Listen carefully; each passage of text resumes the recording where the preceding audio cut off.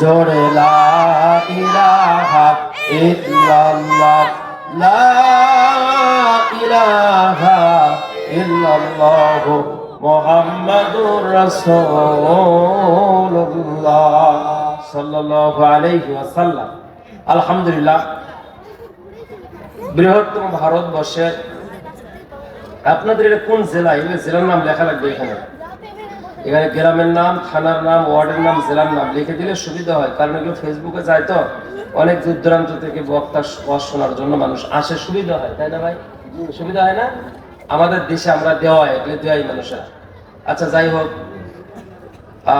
Hunain brothers খেলার মাঠে মিলাদুন নবীর জলসা ও দোয়া মাজলিস উপলক্ষে প্রতি বছরের ন্যায় বিশ্বনবী দিবস উপলক্ষে বিরাট ইসলামী জলসার সম্মানিত মধ্যমণি, সম্মানিত প্রেসিডেন্ট, আপনাদের এলাকার সুপরিচিত জননন্দিত আলেমে দ্বীন, বিশিষ্ট ইসলামী চিন্তাবিদ সহ যারা স্টেজে গণ্যমান্য ব্যক্তিবর্গ উপস্থিত আছেন, আমার সামনে বসা ভারতের সম্মানিত হিন্দু মুসলিম দলমত নির্বিশেষে সকল ভাইয়েরা, পর্দার আড়ালের মা ও বোনেরা, মাইকের আওয়াজ যে পর্যন্ত পৌঁছাচ্ছে, রিক্সা, ভ্যান, অটো, ভুটভুটি লইছে মনে করিমন, সিএনজি ড্রাইভার এবং হেল্পার ভাইয়েরা, পেঁয়াজওয়ালা, চাওয়ালা, জিলাপিওয়ালা, বিভিন্ন প্রোডাক্টের দোকান যারা নিয়েছেন সেই সমস্ত দোকানদার ভাইয়েরা, মিডিয়া কর্মী ভাইয়েরা, ডেকোরেটর, অপারেটর, মাইকম্যান ভাইয়েরা,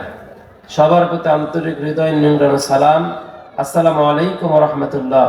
ওয়া আলাইকুম আসসালাম ওয়া রাহমাতুল্লাহ। সবাই কেমন আছেন?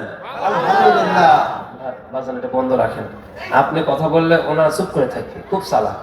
মনে করি তো আমরা হাফসা, মানে আমরা না হাফসা, বোঝেন না ব্যাপারটা? তো শোনেন, আপনারা কেমন আছেন? আমার বাড়ি হচ্ছে বাংলাদেশ। আমি মাওলানা গোলাম রব্বানী যুক্তিবাদীর ভাগিনা। গোলাম রব্বানী চেনেন? আপনি মাথা নাড়ালেন না, চেনেন না? এই যে কান টুপি মাথা দিয়েছেন, চেনেন না? আপনাকে বলছি বারে, চেনেন না গোলাম রব্বানী? বাংলাদেশের গোলাম রব্বানী বক্তা চেনেন না? তা মাথা নাড়ালেন না, ঘটনা কি? কিছুই কর না, চুপ করে থাকেন কে? সুন্দর বাড়ি চান না? সাউন্ড বাড়ায় দেওয়ার। গোলাম রব্বানীর আমি ভাগিনা, আমার নাম শেখ আবু ইউসুফ। আমার বাড়ি হলো বাংলাদেশ গাইবান্ধা। কি বান্দা? গাইবান্ধা। এই গাইবান্ধার কথা শুনে মানুষ হাসে, কয় হুজুর আরিয়া বান্ধা যায় না, মাঝে মধ্যে মানুষকে দামরা বান্ধা যায় না।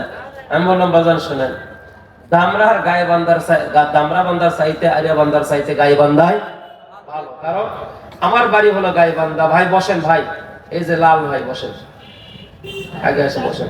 আমি যে বললাম এই লোকগুলো কই গেল? কর্তৃপক্ষ লোকগুলো যারা নীলগিঞ্জ জেলা কই? আসলে আপনাদের মেনটেন্যান্স অবস্থা খুব একটা ভালো না, পরিচালকদের খুব একটা দায়িত্বশীলতা কাজ হচ্ছে না, আমি যা বুঝতেছি। মানুষ এলোমেলো হয়ে থাকবে কেন? আসবে, মনোযোগ দিয়ে 2-4 ঘন্টা কথা শুনে চলে যাবে, পরিবেশটা সুন্দর থাকবে। কোথায় নীলগিঞ্জ জেলারা, কোথায়? তাহলে আমার বাড়ি হচ্ছে গাইবান্ধা, বাংলাদেশ। গাইবান্ধা নামক একটি জেলা, গোবিন্দগঞ্জ নামক একটি থানা আছে, সেই থানা এবং গাইবান্ধা জেলায় আমার বাড়ি। ওয়াজ করতে গেলে বাংলাদেশে যখন গাইবান্ধা জেলার নাম বলা হয় অনেকে হাসে, তখন আমি বলি ভাই শোনেন, আমার বাড়ি হলো গাইবান্ধা, আমরা হচ্ছে আল্লাহর খাঁটি বান্দা, আমাদের মনে নাই খারাপ কোনো ধান্দা। ইন্ডিয়ার মুসলমান জোরে কোন সুবহানাল্লাহ।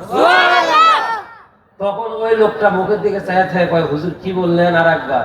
আমি বললাম না, গাইবান্ধা হওয়ার কারণে আপনি যে কথা বলছেন, এখন আপনার জেলার নামে আপনি একটা কন্ত দেখি পারেন? তাহলে আমরা গাইবান্ধার মানুষ, ভালো মানুষ। বাংলাদেশের একটা লোক নাম ছিল সিদ্দিক চোর, 500 টাকা চুরি করে কি করছিল? ভুল হয়েছে, ফেসবুকে দেখছেন না? এই যে যুবকরা হাসতেছে, সব তথ্য তোমাদের কাছে আছে। হিরো আলম ঠকলো না, জিতলো, মাহিয়া ট্রাক খাদত করলো না, কি হলো, মমতাজ ফেটে গেল না ছিঁড়ে গেল, সব এরা জানে। হাসিতে দেখছেন, সব খবর রাখে। মনে হচ্ছে যে মমতাজের বাড়ির পাশে ভাই। ইন্ডিয়া যতবার আসি প্রত্যেকবার হিরো আলমের খবর নিবি মানুষ, কি বাজে গেছে হিরো আলমের। আমাদের একটু খবর নিতে পারো না? সম্মানিত ভাইয়েরা, আল্লাহ সুবহানাহু ওয়া তাআলার মেহেরবানিতে আমরা আসতে পেরেছি, আপনারাও আসতে পেরেছেন, দুটি কথা বলা এবং শোনার সুযোগ দিয়েছেন। এই জন্য সামিউনার দিকে নজর করে আল্লাহকে ওয়েলকাম, থ্যাঙ্কস জানিয়ে বলুন আলহামদুলিল্লাহ। আর একবার বলেন আলহামদুলিল্লাহ। লাখ কোটি দরুদ ও সালাম মানবতার মহান শিক্ষক বিশ্বনবী বিশ্বনেতা জনাব মুহাম্মদ রাসূলুল্লাহ সাল্লাল্লাহু আলাইহি ওয়াসাল্লাম। আর একবার বলতে চাই, আপনারা আছেন কেমন? Please look at me. এইদিকে তাকান, রাস্তার দিকে নয়। রাস্তার গাড়ি যাবে, মানুষ যাবে, ওইদিকে নয়, এইদিকে তাকান। সম্মানিত ভাইয়েরা, ভালো তো আছেন, কিন্তু শারীরিক মানসিক দুশ্চিন্তা অনেকে আছেন। কোন মানুষ মানসিক দুশ্চিন্তা ছাড়া নাই। বাড়ি বাড়ি লাইট, ঘরে ঘরে বিদ্যুৎ, এরপর ব্রিজ, কালভার্ট, রোড সব আছে, কিন্তু শান্তি নাই। কথা কোন ঠিক কিনা? আজ থেকে 200 বছর পূর্বে পৃথিবীর অবস্থা ছিল ওই রকম। শান্তি নাই, শান্তি নাই, শান্তি নাই। শান্তি নামক পাখি খাঁচা থেকে উড়াল দিয়ে চলে গিয়েছে। গোল টেবিলের বৈঠক, ইন্ডিয়ায় ক্যাসাল মারামারি বাজলে, বিভিন্ন সমস্যা হলে দেখবেন দিল্লিতে গিয়ে মোদী সরকার তারা মন্ত্রীদেরকে নিয়ে বসে। 200 বছর পূর্বে গোল টেবিলের বৈঠক বসেছে। হিন্দু ভাইদের যেনারা দায়িত্বশীল তেনারাও কথা বলেছে, বৌদ্ধদের যারা বড় ছিল পুরোহিত তারা কথা বলেছে, খ্রিস্টানদের যারা ফাদার তারা কথা বলেছে। একটা সাইটে বসা এই লোকটার নাম হচ্ছে ডক্টর জর্জ বার্নার্ড শ।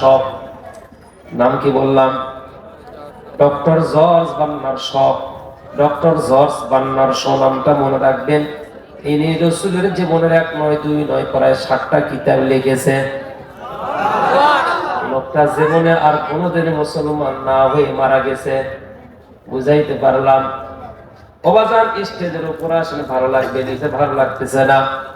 আমার দিকে তাকান রে সোনার আব্বারা, মূল কথাগুলো বলে যায়। সবাই কথা বলা শেষে ডক্টর জর্জ বার্নার্ড শ বলছে, আমারে 2টা মিনিট কথা বলতে দিবা, আমি একজন মানুষের কথা বলবো। তোমরা তো তোমাদের নেতাদের কথা বললাম, ফাদারের কথা বললাম, তোমাদের পুরোহিতের কথা বললাম, তোমাদের ঠাকুরের কথা বললাম। আমি ডক্টর জর্জ বার্নার্ড শ একজন মানুষের নাম বলবো। ওই মানুষের জীবন অনুসরণ করলে মানুষের ক্ষুধা নিবারণ হয়ে যাবে। ওই মানুষের জীবন অনুসরণ করলে ওই হাল্লা, মারামারি, কাটাকাটি, হানাহানি, সকল প্রকারের দুর্দশা, দুর্নীতি দূর হয়ে চলে যাবে। ওই ব্যক্তিটির নামকে আমি বলতে পারি। খ্রিস্টানেরা টাকা আছে যেহেতু উনি খ্রিস্টান, আমাদের কথাই বলবে। হিন্দুরা মনে করতেছে সারা পৃথিবীতে সবচাইতে বেশি আমরা, আমাদের কথাই বলবে।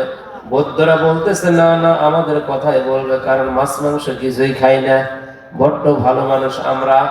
এরা মনে হয় আমার কথাই বলবে। Doctor George Bernard Shaw, please এদিকে তাকান। ডক্টর জর্জ বার্নার্ড শ বলল, if all the world was united under the Muhammad।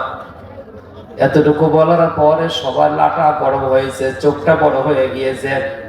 এই পেছনের বাপ, এই কেন বাড়ি ফুটে দেখে, এই দেখে না কেন? কি কি হেডলাইট মারো পিছনে, সমস্যা কি তোমার? না ওটি থাক বাবা, থাক থাক, না না না ওটি থাক, শুনেন লাগবে ওদেরকে। না শুনে শুনে ওরা ফেদলো হয়ে গেছে। চুপ করে থাকবে, কথা বলবে না। আমি কি বলতেছে খালি শুনে যাও। বাড়ির যা আম্মু কবা, আব্বু কবা, কথা বলে না শোনা, আব্বু কথা বলে না। আচ্ছা বাবা, আচ্ছা খুব ভালো তোমরা। ডক্টর জর্জ বার্নার্ড শ মনে আছে তো, যখন বলছে if wall the wall united under then, এই পর্যন্ত বলছে। সবাই চাতক পাখির মতো তাকায় আছে, দেখি কার কথা বলেন। যেমনি বলছে was united under the Muhammad sallallahu alayhi wa sallam, one have been the best fighted men to let the people various periods do games and ideas to peace and happiness। সবাই জিহ্বার কামড় দিয়েছে, কেউ বা নাক ঢাকে, কেউ বা মুখ ঢাকে, ঢেকে ঢেকে বলতেছে হাই রে সর্বনাশ, কি হলো কি হলো। আমাদের দলের লোক হয়ে, আমাদের ধর্মের লোক হয়ে আমাদের কথা বললো না। ডক্টর জর্জ বার্নার্ড শ বলল, এমন একজন ব্যক্তির নাম বললাম, নামটা হলো মোহাম্মদ। বাবার নাম আব্দুল্লাহ। বাবার নাম কি? মায়ের নাম আমেনা। এখন আর মেয়েদের নাম আমেনা রাখে না, এখন রাখে সায়না। ঠিক কিনা? এখন রাখে সায়না, এখন রাখি ইতি। ইতি মানে শেষ। এগুলোর নাম রাখে আজে বাজে, যে নামগুলো রাখলে জাহান্নামে হবে আম্মা। বাজান রে, হাসরের ময়দান কিয়ামত বড় কঠিন রে আব্বাজান। আল্লাহকে ভয় করুন, মডার্ন বাদ দেন। কিয়ামতের দিনে যখন মরিয়মের আব্বাকে ডাক দিবে, ভারতের মরিয়মের আব্বা বাংলাদেশের মরিয়মের আব্বাও দৌড়ে যাবে। আল্লাহ পাক ফেরেশতাকে বলবে, মরিয়মের আব্বাকে আমি ডাক দিয়েছি, কিন্তু এরা কারা? ওরা সবাই বলবে, আল্লাহ আমিও মরিয়মের আব্বা, আমার প্রথম নাম্বার ছেলে মেয়ের নাম মরিয়ম রাখছিলাম। কেউ বলবে দ্বিতীয় নাম্বার, কেউ বলবে তৃতীয় নাম্বার, কিন্তু মূল টার্গেট যে মরিয়মের আব্বাকে ডাকা হয়েছে, ওই মরিয়মের আব্বা সহ সকল মরিয়মের আব্বাদেরকে আল্লাহ পাক ক্ষমা করে দিবে। জোরে কোন, জোরে কোন। রঙ্গরসের দিন ছিল আমার আগি দিন, রঙ্গরসের দিন ছিল আমার আগি দিন, 12 ঘন্টা বেলায় আমার সন্ধ্যা হইল, পাখি উড়ে যাওয়ার বোঝে সময় হলো। বলেন, পাখি উড়ে যাওয়ার বোঝে সময় হলো। জোরে, রঙ্গরসের দিন ছিল আমার আগি দিন, রঙ্গরসের দিন। এই রুবুল ভাই, আমি কস করতে পারবো না। এ বাবা, ওদেরকে ঠেলে বাহিরে দিয়েন না ভাই, ভিতরে নিয়ে আসেন। আমি বলছি এই গেটে একজন দাঁড়ায় থাকবে, ওখানে একজন, ওখানে একজন, এখানে একজন, যারাই ভিতরে ঢুকবে কোন লোককে দাঁড়াইতে দিবেন না। আর আপনি বসেন আব্বা। এ বাবা, বসো আব্বু, বসো শোনা, বসো আব্বা, বসো। এত সুন্দর পরিবেশ, কি সুন্দর ঘিরে দেওয়া জায়গা। খারাপ লাগতেছে আপনাদেরকে? আমার ভাইরা, আমার বন্ধুগণ, ফিরে আসুন সে কথায়। ডক্টর জর্জ বার্নার্স বলল, বাবার নাম আব্দুল্লাহ, ছেলেটার নাম মোহাম্মদ, জন্মগ্রহণ করেছে কুরাইশ বংশে মক্কায়, মায়ের নাম আমেনা। এই ব্যক্তিটা জীবন যদি অনুসরণ করতে পারে, কোন হিন্দু, কোন বৌদ্ধ, কোন খ্রিস্টান, কোন ইহুদি নাসারা, সকল জাতির ভিতরে ফিরে আসবে শান্তি। সুবহানাল্লাহ। কারণ রাসূলের আদর্শের ভিতরে সব ধর্মের লোক ভালোবাসার জায়গা ছিল। আল্লাহর নবী রাস্তার পাশে বসা এমন সময় একটা মুসলিমের লাশ যাচ্ছে। হিন্দু মা বোনেরা যদি থাকেন, হিন্দু ভাইয়েরা যদি থাকেন, ইসলাম আপনাদেরকে ঠকায় নাই, বিশ্ব নবী আপনাদেরকে ঠকায় নাই। আমার দরদের নবী কতটা প্রিয় ছিল সবার জন্য। আল্লাহ রাসূল লাশটা দেখে দাঁড়াইলেন। হযরত ওমর জামা টেনে ধরে বলছে, ইয়া রাসূলুল্লাহ বসেন, ইয়া রাসূলুল্লাহ বসেন। ওমর বলছে, কেন? ওমরকে বলতেছে, কেন বসতে হবে, কি হয়েছে? বলতেছে, ইয়া রাসূলুল্লাহ, ইয়া হাবিবাল্লাহ, এই জন্য বসতে বলতেছে কারণ এইটা হলো অমুসলিমের লাশ। নবীজি বলল, ওমর, এটা যদি অমুসলিমের লাশ হয়, তাহলে আদমের সন্তানের লাশটা কোনটা? এইটা যদি হিন্দুর লাশ হয়, এইটা যদি বৌদ্ধর লাশ হয়, এইটা যদি খ্রিস্টানের লাশ হয়, তাহলে আদমের সন্তানের লাশ কোনটা? ওমর জিহ্বায় কামড়ে দিয়েছে। নবীজি বলল, এইটাও মুসলিমের লাশ হতে পারে, কিন্তু আদমের সন্তান আমার ভাই, তাকে সম্মান আমি করতে চাই, তাড়াতাড়ি জামা ছেড়ে দাও। কোরআনের আয়াত নাজিল হবে, এই জন্য ওমর ভয়ে আস্তে করে মানে জামাটা ছেড়ে দিয়েছে। লাশ চলে গিয়েছে, তারাও ব্যবহার দেখলো বিশ্ব নবীর কতটা সুন্দর ব্যবহার। জোরে কন্যা সুবহানাল্লাহ। ওয়া ইন্নাকা লাআলা খুলুকিন আযীম।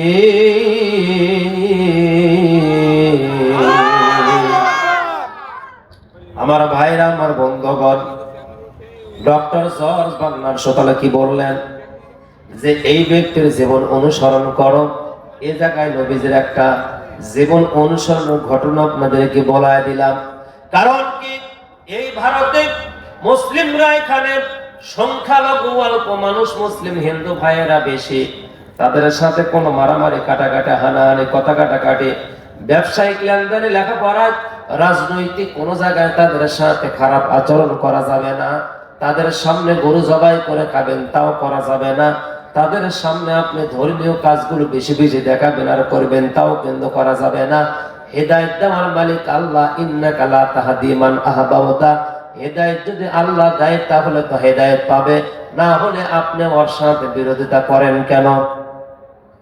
কথা বল না কেন? খবরদার, তাদের মনে কষ্ট দিবেন না বাজান। হেদায়েত দেওয়ার মালিক কে? জোরে বলেন কে? আমার ভাইরা, আমার বন্ধুগণ, লম্বা আলোচনা করার কোনো সুযোগ নাই। এ বাজানে আমারটা একটু চালু করে বাবা, ওটাও চালু আছে আলহামদুলিল্লাহ। এদিকে তাকান, ইউটিউবে চলে যাবে, শেখ আবু ইউসুফ অফিসিয়াল একটা ইউটিউব চ্যানেল আছে, ওইটাতে ঢুকবেন, আগামীকালকেই পাবেন। শেখ আবু ইউসুফ বাংলায় ফেসবুক আইডি, ইংরেজি শেখ আবু ইউসুফ অফিসিয়াল পেজ, সব জায়গায় পাবেন কোথায় কখন কোন জায়গায় মাহফিল করি আমি। আমার ভাইয়েরা, জোরে উচ্চ আওয়াজে বলুন, হেদায়েতের মালিক কে? আর একবার হাত উত্তোলন করে, দুই হাত টান টান করে দুইটা আঙ্গুল উপর দিকে দিয়ে বলুন, কে? হেদায়েত দেওয়ার মালিক আল্লাহ। কি করে আল্লাহ? দেখেন, পরীক্ষামূলক একটি কথা বলতেছে আপনাদেরকে। বাংলাদেশের একজন হুজুর আগে ফুরফুরা শরীফের হুজুর যাচ্ছিল বাংলাদেশে ওয়াজ মাহফিল করার জন্য। মেদিনীপুর থেকে আলেম ওলামারা বাংলাদেশে গিয়ে, আমার দাদা বাড়িতেও তারা মাদ্রাসা করেছে। আল্লাহর ওলিদের চরণে বাংলাদেশটা আজকে মুখরিত হয়েছে, ইসলাম প্রসারিত হয়েছে। আমার ভাইয়েরা, আমার বন্ধুগণ, আল্লাহর ওলি ওই রকম আমাদের এলাকায় অথবা আপনাদের এলাকায় ধরুন ওয়াজ মাহফিল করার পরে হুজুরেরা কিন্তু এখন বাড়িতে চলে যায়, ওয়াজ করার পর বড় দেরি করে না। আগের যে সমস্ত পীরেরা ছিলেন, আল্লাহওয়ালা তাকওয়াবান পরহেজগাররা ছিল, ওনারা কিন্তু যাইতো না, থাকতো খানকা শরীফ, থাকতো মেহমান খানা, থাকতো ওই জায়গায় তারা রাত্রি যাপন করতো। হুজুর রাত্রি যাপন করেছে মেহমান খানায়। সকালবেলা দুইটা মেয়ে যুবতী ক্লাস 10-এ পড়া দুইটা মেয়ে হুজুরের দরজায় গিয়ে নক করতেছে। জোরে কোন মারহাবা। ছেলেরা যায় হুজুরের দরজায় নক করা, আপনার কোন মারহাবা। ঘটনা কি? আপনাদের ধান্দা কি? ওয়াজ মনোযোগ দিয়ে শুনতেছেন না? তার মানে আমি ইশারা দিছি, এই জন্য বলছেন কোন আলহামদুলিল্লাহ। একটু কাজ দিয়ে দেখলাম আপনার কোন দিকে আছেন আপনি। আমার ভাইরা, আমার বন্ধুগণ, হুজুর দরজা খুলে দিলেন। একজন মেয়ে, যুবতী মেয়ে সালাম দিয়ে বললেন, আসসালামু আলাইকুম রাহমাতুল্লাহ। হুজুর বলবেন, ওয়া আলাইকুম সালাম রাহমাতুল্লাহ। আব্দুন নাফসাক মা, তোমার পরিচয়টা কি? মেয়েটা বলল, হুজুর আমার পরিচয় এই এলাকায় আমার বাড়ি হুজুর, কিন্তু আমার বান্ধবী অমুক পাড়ার হিন্দু পাড়া থেকে আমার বান্ধবী আসছে ওয়াজ শোনার জন্য। গতকালকে আপনি আলোচনা করেছিলেন বিসমিল্লাহির রহমানির রহিম, ওই আলোচনাটা ফজর পর্যন্ত আমার বান্ধবী শুনছে। শোনার পরে আমার বান্ধবী বলছে, আমি আর আমার ধর্ম নিয়ে বাড়িতে যেতে চাই না। তোমাদের নবী যে ধর্ম প্রচার করেছে, বিশ্ব নবী যে ধর্মের কথা বলেছে, ওই ধর্ম ইসলাম ধর্ম নিয়ে আমি বাড়িতে যেতে চাই। মুসলমান না হওয়া পর্যন্ত বের হব না। জোরে কন্যা মারহাবা। হে রাসূল, তোমায় ভালোবাসি অন্তরে, শুধু মুখে না। জান্নাতের আশায় নয় হে রাসূল, জাহান্নাম ডর করি না। লা ইলাহা ইল্লাল্লাহ, লা ইলাহা ইল্লাল্লাহ, লা ইলাহা ইল্লাল্লাহ, লা ইলাহা ইল্লাল্লাহ, লা ইলাহা ইল্লাল্লাহ, মুহাম্মাদুর রাসূলুল্লাহ। লিল্লাহি তাকবীর। হিন্দু মেয়েটা কি বলল? আমারে মুসলমান বানান। খুশি হয়েছেন না? হিদায়াত দেওয়ার মালিক কে? আল্লাহ। এই যুবক, হিদায়াত দেওয়ার মালিক কে? আল্লাহ। তাহলে আল্লাহ যেহেতু হিদায়াত দেওয়ার মালিক, তাহলে তোমার বন্ধু হিন্দু হওয়ার কারণের সাথে খারাপ আচরণ কেন করবা? তোমার প্রতিবেশী হিন্দু, টিউবওয়েলের ড্রেনের পানি যাওয়া বন্ধ করলা কেন? কিয়ামতের দিনে তুমি মুসলিম হওয়ার পরেও রাসূল তোমার বিরুদ্ধে দাঁড়াবে। আবু দাউদ শরীফের কিতাব। সাবধান, কোনো কাউকে কষ্ট দেওয়া যাবে না। তোমার ব্যবহার দেখে যেন হিন্দু ভাইয়েরা, অমুসলিম মা বোনেরা যেন তোমার প্রতি আকৃষ্ট হয়, তোমার ধর্মের প্রতি তারা যেন শ্রদ্ধাশীল হয়। খবরদার, খবরদার, তোমার আল্লাহকে যেন তালাগারি না দেয় তোমার ব্যবহারের কারণে। এইটা আল্লাহর নির্দেশ, রাসূলের নির্দেশ। কথা কোন ঠিক কিনা? আমার ভাইয়েরা, এই মেয়েটা কালিমার মালা গলায় নিয়ে বাড়ির দিকে চলে গেল। জোহরের নামাজের আযান হয়ে গেল।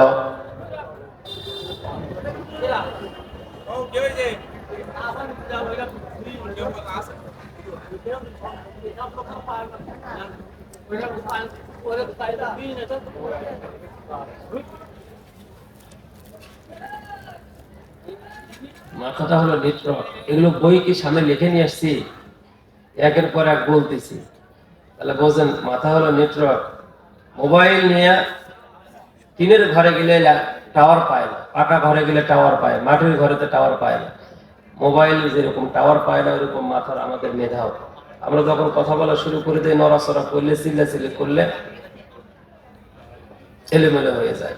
যাক, তারপর আল্লাহ পাক তাদেরকে বুঝ দান করুক, একাধিকবার অনুরোধ করতেছি, জোরে বলুন আল্লাহুম্মা আমিন। মেয়েটা বাড়ির দিকে চলে গেল। জোহরের নামাজ কি জানে? কিছুই তো জানে না, মাত্র মুসলমান, ঠিক কিনা? কিচ্ছু জানে না, আব্বা জান কিছুই জানে না। মুসলমান হয়ে গেল, মেয়েটা কিছুই জানে না। পবিত্র একটা গায়ের জামা রন্না পেরে আস্তে করে পশ্চিম দিক হয়ে টিউবওয়েল পারে উজু করে এসে সেজদা দুটিয়ে পরে মাথাটা আর উঠায় না, হাউমাউ করে কান্না, হাউমাউ করে কান্না, আর মাথা উঠায় না। আমার ভাইয়েরা, মনের আশা পূর্ণ হয় না, চাওয়া পাওয়া তোমার পূর্ণ হয় না, ব্যবসা বাণিজ্যে লাভবান হতে পারো না। কেরালা যাও, রাজস্থান যাও, বিভিন্ন জায়গায় যাও, রোগ বেদম ভালো হয় না। ও বন্ধু, তুমি একটা প্রেম করা শুরু করে দাও, 7 দিন, আল্লাহর কসম করে বলে 7 দিনের প্রেম তোমারে সফল বানাবে। বেশি দিন তোমারে কষ্ট করা লাগবে না। আল্লাহর কোরআন বলেছে, ওয়ামিনাল লাইলি ফাতাহাজ্জাতু বিহি নাফিলাতাল লাক ইয়াবআতাকা রাব্বুকা মাকামান মাহমুদা।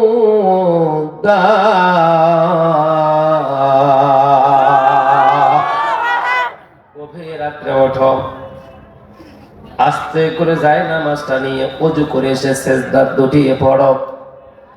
শুধু সেজদা লুটিয়ে পড়ে বলো, পাঠাইছিস তুই, দায়িত্ব কারে ছেড়ে দিয়েছিস? আমার ব্যবসা কেন লোকসান হয়? মেয়েটার বিয়ে হয় না কেন? ছেলেটা বিদেশ যেতে পারে না কেন? আমার দায়িত্ব কারে ছেড়ে দিলে? আমি কি মানুষের পিছে পিছে ঘুরবো? আমার কি ইমানটা নষ্ট হয়ে যাবে? আমার দায়িত্বটা নেই, তোরে বড্ড ভালোবাসি, তুই আমারে ভালোবেসে বানাইছিস, অন্য কারো হাতে দায়িত্ব আমার ছেড়ে দিস না। 1 দিন 2 দিন 3 দিন আপনি 7টা দিন সালাতুল তাহাজ্জুদের নামাজ আপনি 2 রাকাত 4 রাকাত 6 রাকাত 8 রাকাত পড়েন। আল্লাহর হাবিব বলেছেন, তোমার যদি কান্নাটা জবান থেকে নয় অন্তর থেকে হয়, যে দেশের মানুষ হয়ে তুমি দোয়া করো না কেন, অবশ্যই আল্লাহ দোয়া কবুল করবে। জোরে কন্না সুবহানাল্লাহ। মেয়েটা 2-4 দিন নামাজ পড়লো, মায়ের সাথে আর সিনেমা দেখে না। বাংলাদেশের নাই সিনেমা, আপনার দেশের সিনেমা বাংলাদেশে সব চালু। এদেশে একটা চ্যানেল চলে বাংলাদেশের, আর এদেশের প্রায় 32টা চ্যানেল বাংলাদেশে চলে। কেরণমালা, নয়নতারা, ঝিলিক বাহা, ভালোবাসা.com, জোরাজোরে, ধরাধরি, পারাপারি, ঠিক কিনা? এগুলো সব বাংলাদেশে চলে। আর বাংলাদেশের মেয়েরা শরীর থেকে বোরকা কমায় দিচ্ছে। এখন আবার তৃতীয় লিঙ্গের চতুর্থ লিঙ্গ বের করতেছে, কয়েকদিন পূর্বেই তো দেখছেন। এটাই হলো বাংলাদেশের শিক্ষা ব্যবস্থা। সম্মানিত ভাইয়েরা আমার, একটু খেয়াল করে শুনবেন, আল্লাহ যে হেদায়েত দেওয়ার মালিক, এটা বোঝানোর জন্য ঘটনাটা নিয়ে আসলাম, বাস্তব ঘটনা। আমার ভাইয়েরা, এবার মেয়েটার মা দেখে, মেয়েটা আগের মতো আর টেলিভিশন দেখে না, মায়ের সাথে বসে বসে অন্য কোনো কাজ করে না। হিন্দুদের যে রীতি নীতি, তুলসী গাছে পানি দেওয়া, বিভিন্ন কিছু, এগুলো আর সে করে না। এবার মা একদিন সন্ধ্যাবেলা মেয়েটাকে ডাক দিয়ে বলতেছে, মা আমার সাথে একটু রান্না বান্না করা লাগবে, আয়। এই কথা বলে মেয়েটার মা কি করলেন? মেয়েটার মা মেয়েটাকে ডাক দিয়ে বলল, মা তুমি একটু রান্না, আমার চালটা তুমি পরিষ্কার করে দাও, আমি একটু তরকারি কাটি। আগেকার মায়েরা, আমার বাজান বাংলাদেশের ইতিহাস বলতেছে, বাংলাদেশের আগের মায়েরা কি করতো? 2 কেজি চাল নেওয়ার পরে যেমনি মানে ভিজায় দিবে, ধোয়া দিবে, ওই শুকনা চাল বিসমিল্লাহ 1 মুঠ একটা মাটির হাড়িতে রাখতো।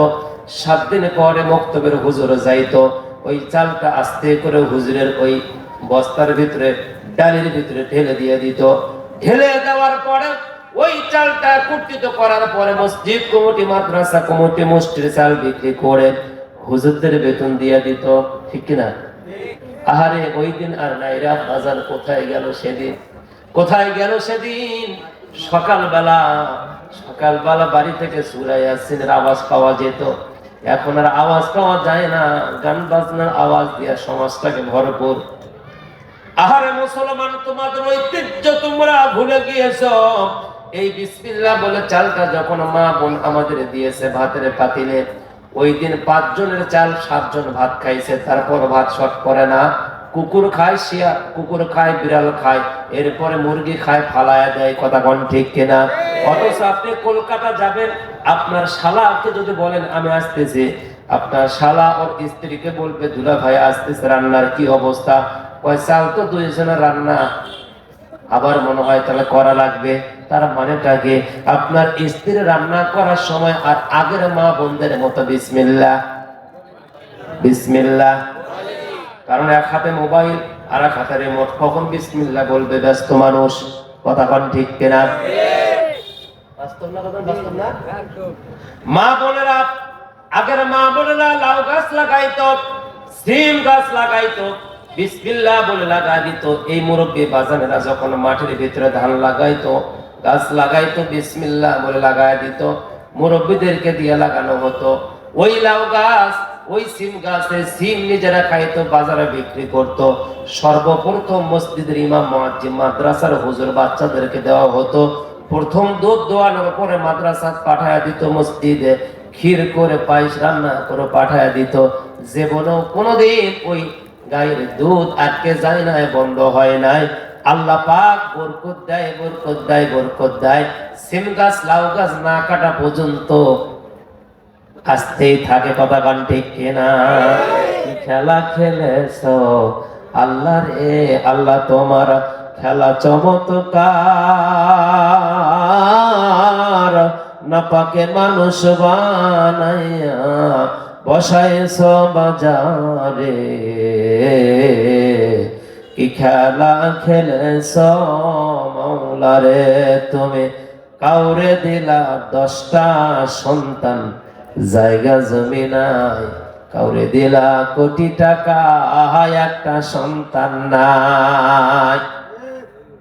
খালি ইনি বুঝলো আর আপনারা কেউ বোঝেন না। কাউকে টাকা পয়সা দিছে, সন্তান নাই, আবার 10টা সন্তান দিছে, টাকা পয়সা পরে যখন শেষ হয় তখন বলবেন ঠিক, সিকরে উঠবেন, মনে থাকবে? কাউরে দিল 10টা সন্তান, জায়গা জমি নাই, কাউরে দিল কোটি টাকা, একটা সন্তান নাই। টাকা করে ধন সম্পত্তি দিলা বেশি করে,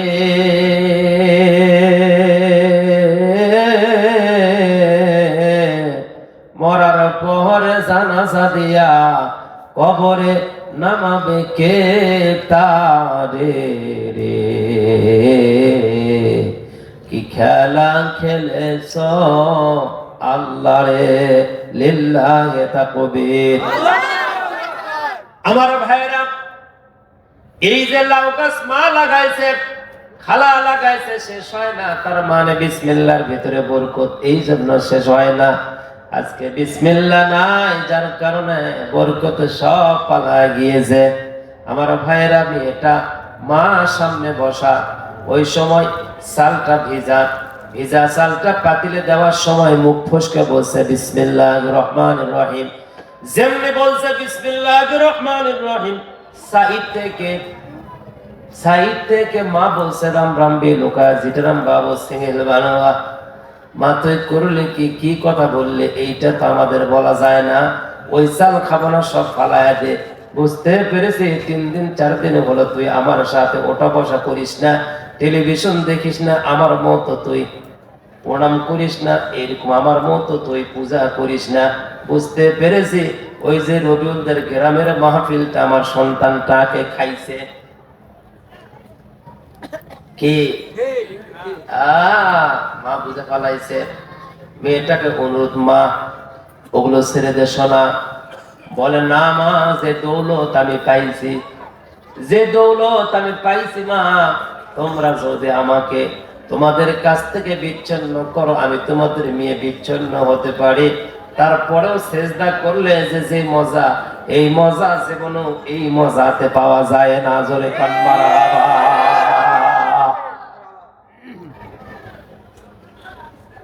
আল্লাহ কেন ক্ষমা করবে না? আমরা আল্লাহকে দেখি না, আল্লাহ রসুলকে আমরা দেখি নাই। মক্কার মানুষেরা দেখেছে শুধু সাদা কাগজের উপরে লাল কালো কালি দ্বারা লেখা। এইটা লেখা, এই লেখা দেখে বিশ্বাস আল্লাহ তোমার কিতাব। মক্কায় জন্মগ্রহণ করেছিল বিশ্বনবী, কোরআন বলেছে, হাদিস বলে, তাই বিশ্বাস।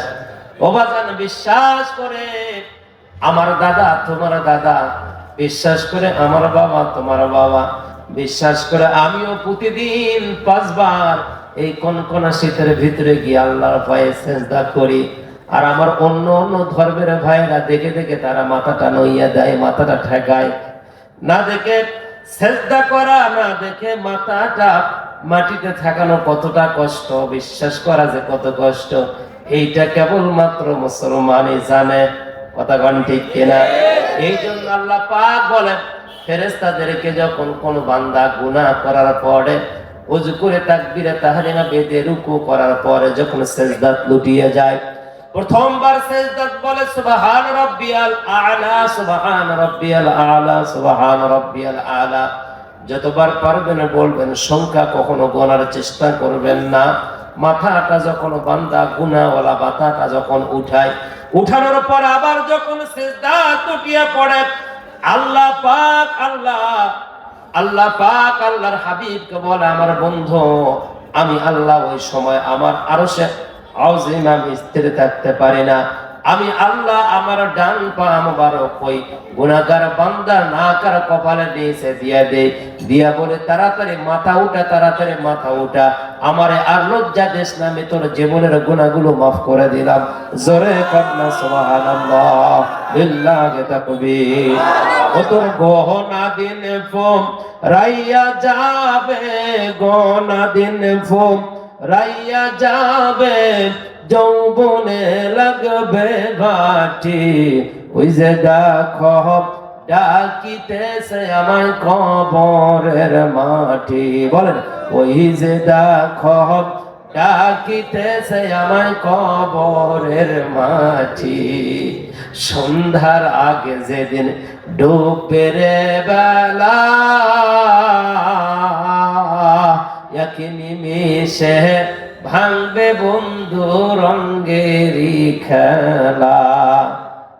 কথা বল ঠিক কিনা?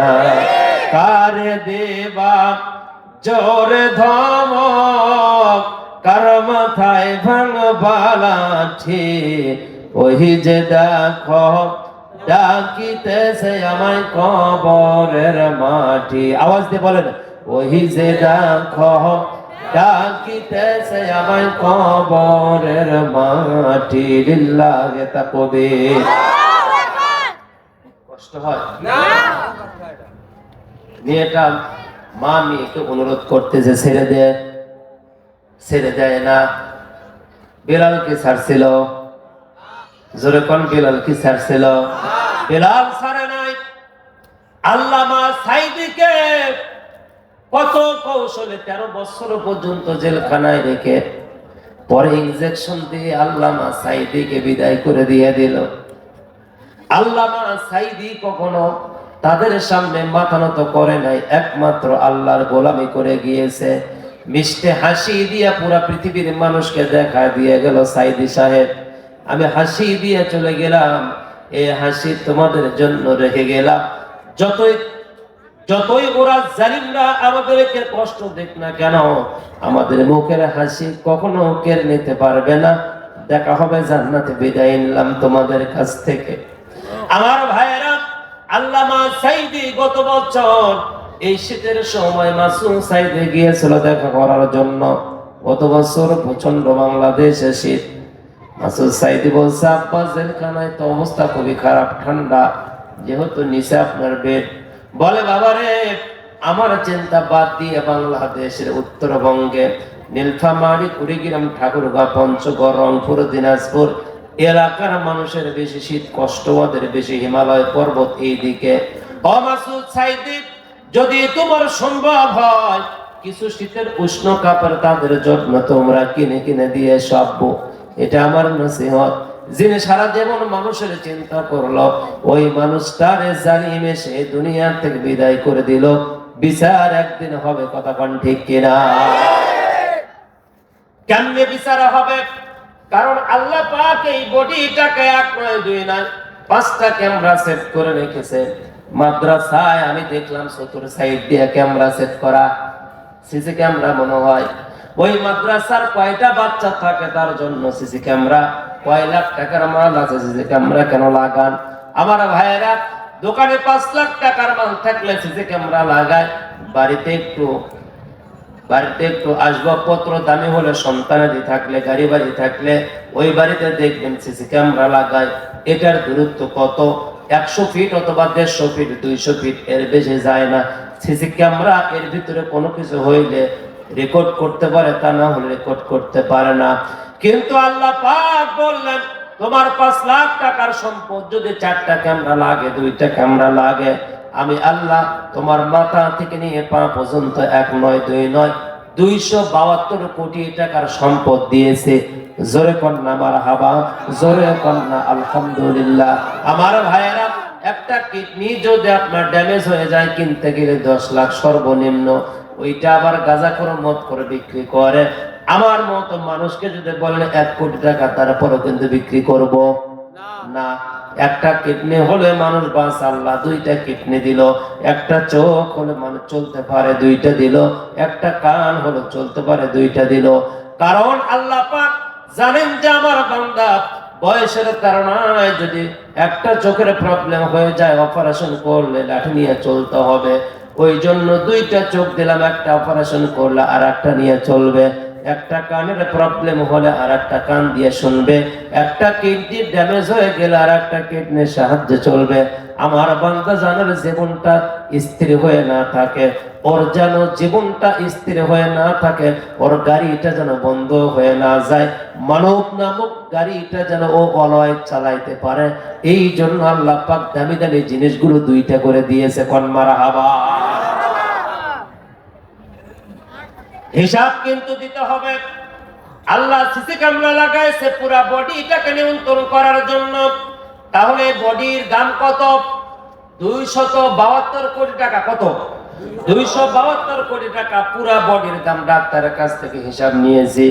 আল্লাহ পাক বলে, এই বডিটাকে আমি গুনাহ থেকে বিরত রাখার জন্য সিসি ক্যামেরা লাগাইছি।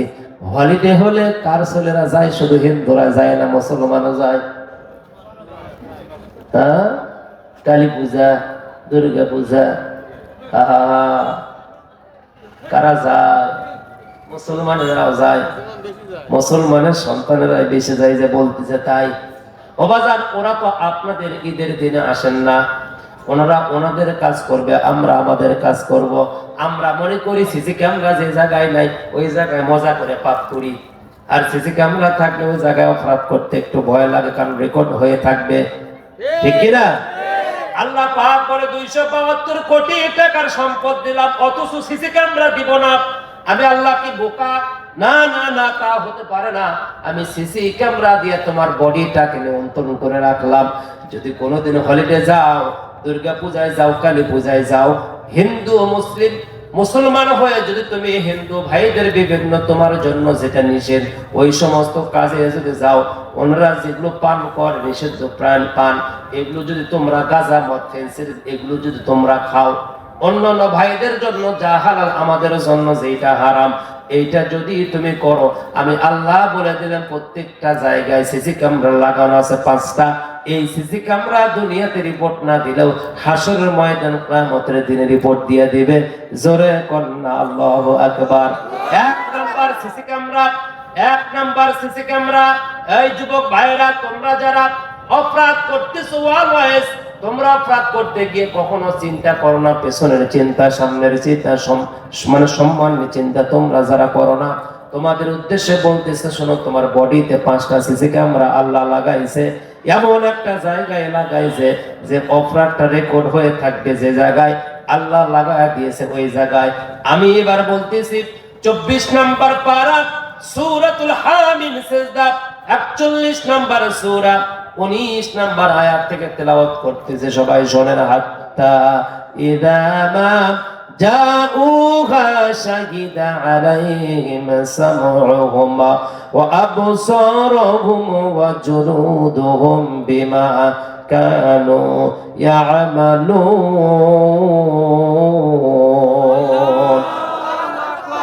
হাত্তা ইযা মা জাউহা শাহিদা আলাইহিম, হাত্তা ইযা মা জাউহা শাহিদা আলাইহিম। শাহিদা মানে সাক্ষ্য দেওয়া। জোরে বলেন শাহিদা মানে কি? একসাথে বলেন কি? শাহিদা মানে সাক্ষ্য দেওয়া। আলাইহিম তাদের বিপক্ষে সাক্ষী দিবে। সামউহুম এক নাম্বার সিসি ক্যামেরা আল্লাহ লাগাইছে কানে। গান শুনবা কোন দিক দিয়া? গান বাজনা শুনবা কোন দিক দিয়া? মিথ্যা কথা শুনবা কোন দিক দিয়া? মা বাবার ডাক শোনা যায়, বন্ধুদের ডাক শোনা যায়, বান্ধবীর ফোন কল করলে ডাক সারা দেওয়া যায়। 5 বার আজান দেয়, মুসলমান মসজিদে যায় না। বুকটা ফেটে যায় রে, বুকটা ফেটে যায়। আল্লাহ দিল কান, আল্লাহর ডাকে সারা না দিয়ে অন্যর ডাকে সারা দাও। চাকরি থাকবে না, চাকরি থাকলেও বেতন থাকবে না, বেতন থাকলেও কোম্পানি চলে যাবে। কথা কোন ঠিক কিনা?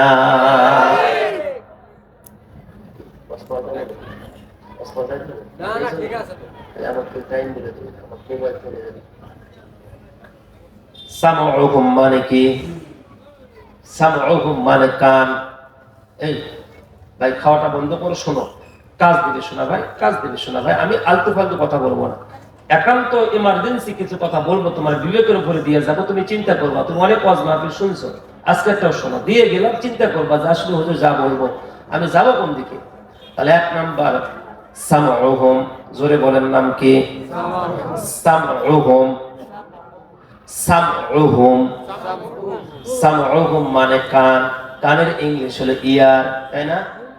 কানের ইংলিশ কি? ইয়ার। তাহলে 1 নাম্বার সিসি ক্যামেরা লাগাইছে কোন জায়গায়? কানে। এই যে কানে, এই যে কানে, এই যে কানে।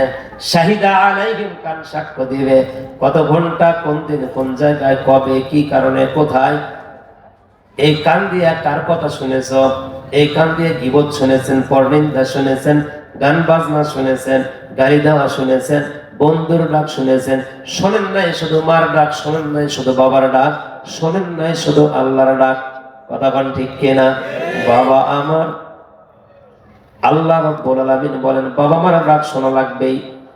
নামাজে দাঁড়িয়েছেন, এমন সময় যদি আব্বা আম্মা ডাক দেয়, এমন সময় যদি আম্মা আব্বা ডাক দেয়, ফরজ নামাজ ব্যতীত নফল নামাজ হলে অবশ্যই সাড়া দিতে হবে, দেরি করা যাবে না। স্ত্রী ডাকলে সাড়া দেওয়া যায় না, বন্ধু ডাকলে সাড়া দেওয়া যায় না, মা বাবা ডাকলে সাড়া দিতেই হবে। কারণ আল্লাহর পরে যিনি তিনি হলো আব্বা আর আম্মা। যুবক, কেন আব্বা আম্মার দিকে নজরটা তুমি গরম করে তাকাও? তোমার পৃথিবীর সব ব্যাংকের টাকা পুড়ে যায়, তোমার আব্বা ওই আজ থেকে 40 বছর পূর্বে থেকে টাকা দিচ্ছে। আজকেও তুমি বড় হয়েছে, তোমার বয়স 40 বছর হয়েছে, তোমার আব্বাকে বলো আগামী কালকে 500 টাকা লাগবে, টাকা না থাকলেও 200 টাকা বের করে দিবে।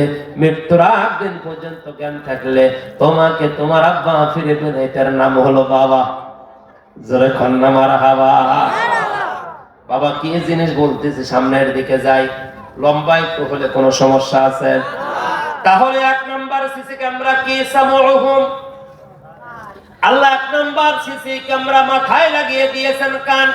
এই 2টা কান হাসরের ময়দান কিয়ামতের দিনে যা শুনেছেন সব সাক্ষ্য দিয়ে দিবে। ওয়া আবসারুহুম মানে চোখ। চোখের ইংলিশ কি? তাড়াতাড়ি বলো। আই মানে চোখ। এই চোখ দিয়ে ভালো দেখলেন না মন্দ দেখলেন? এই চোখ দিয়ে নিজের স্ত্রীর দিকে তাকালেন না পরনারীর দিকে তাকাইলেন? এই চোখ দিয়ে কোরআন পড়লেন, ফিজিক্স কেমিস্ট্রি পড়লেন, বায়োলজি পড়লেন, কোরআন পড়লেন না? সব এই চোখ কিয়ামতের দিনে সাক্ষ্য দিয়ে দিবে। এই চোখ দিয়ে মোবাইলে গোলাম রব্বানী, মিজানুর রহমান আজহারি, আল্লামা সাইদি, শেখ আবু ইউসুফের ওয়াজ শুনলেন নাকি? তোমরা মারবো, এখানে লাশ পড়বে। ওরে বাপরে বাপ, প্রসঞ্জিতের লোক নাকি মিঠুন চক্রবর্তীর লোক ওইটাও আপনারা দেখেন। এই চোখ দিয়ে যা দেখেছেন সব চোখ রেকর্ড করে রেখেছে, একটুও বাদ যাবে না বাজান। তাহলে 2 নম্বর সাক্ষী কি? একসাথে 2 নম্বর সিসি ক্যামেরা, 2 নম্বর সিসি ক্যামেরা, 1 নম্বর সিসি ক্যামেরা, 1 নম্বর সিসি ক্যামেরা, 2 নম্বর সিসি ক্যামেরা। এবার যে সিসি ক্যামেরা পাবো এটা আরো সেনসিটিভ, এটা আরো সেনসিটিভ। আল্লাহ পাক বলে দিলেন ওয়াজুলুদুহুম বিমা কানু ইয়ামালুন।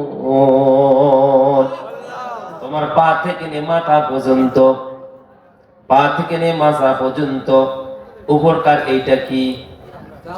চামড়া, তাই না? এইটা চামড়া। আমার ভাইয়েরা, মোবাইলে টাচ করলে মোবাইল লড়ে, কিন্তু মোবাইলের উপরে যদি আপনি হাত দিয়ে টাচ করেন কিন্তু কাপড় লাগান, তাহলে কি মোবাইল লড়বে? লড়বে না। আমার ভাইয়েরা, এই যে আপনার যে চামড়া আছে, এই চামড়ার নিচে 7টা পরল চামড়া রয়েছে। আল্লাহ পাক নিচের চামড়া গুলোকে কখনো সিসি ক্যামেরা লাগায়া দেয় নাই। আল্লাহ পাক বললেন ওয়াজুলুদুহুম, তোমার এই চামড়া, এই চামড়া, এই চামড়া, ওই চামড়া, এই চামড়া, এই চামড়া, ওই চামড়া, প্রত্যেকটা চামড়ার উপরে আল্লাহ পাক লাগায় দিয়েছেন সিসি ক্যামেরা। জোরে কন্না মারহাবা। আমার ভাইয়েরা, কোন মানুষকে কোন মানুষ মারার পরে সিআইডি তো আপনারা ইন্ডিয়ার মানুষ নাজিল করেছেন, ওই সিআইডি এখন বাংলাদেশে দেখে দেখে ওইভাবে মারামারি শুরু হয়েছিল। অপরাধীদেরকে ধরলে র্যাবকে বলে নারলা কেমনে, কয় সিআইডি দেখছি ওইভাবে ওইভাবে মারছি। বাংলা ইন্ডিয়া হয় বাস্তব, এগুলো তুলে ধরে আবার বাঙালিরা ওইটা থেকে সিঁড়ে মারামারি করে। বোঝেন নাই ব্যাপারটা? ওই সিআইডির যদি দেখবেন আপনারা খেয়াল করে, সিআইডিতে কোন ছেলে চাকু দিয়ে আর একজনকে আঘাত করলো, রিভলভার দিয়ে আঘাত করলো, থাপ্পড় মারলো, কোন মেয়েকে ধর্ষণ করলো, এরপরে ওইটা আলামত গুলো যখন রেখে পালিয়ে চলে যায়, ওই রিভলভার চাকু যা আছে ওইটা কিন্তু পুলিশেরা আসার পরে খালি হাতে কখনো হাত দেয় না। খালি হাতে হাত দেয় কি করে? রুমাল দিয়ে ধরে। কারণ কি? আহা, তুমি বুঝলা না রে বন্ধু, বুঝলা না। রুমাল দিয়ে ধরার উদ্দেশ্য তোমার হাতের যে নরম চামড়া গুলো, এই চামড়া গুলো এই চাকুর উপরে, রিভলভারের উপরে ছাপ লেগে থাকে, যার কারণে পরবর্তীতে মেশিনের ভিতরে দিলে তোমার ধরা সহজ হয়ে যায়। জোরে কন্না মারহাবা। ওয়াজুলুদুহুম বিমা কানু ইয়ামালুন।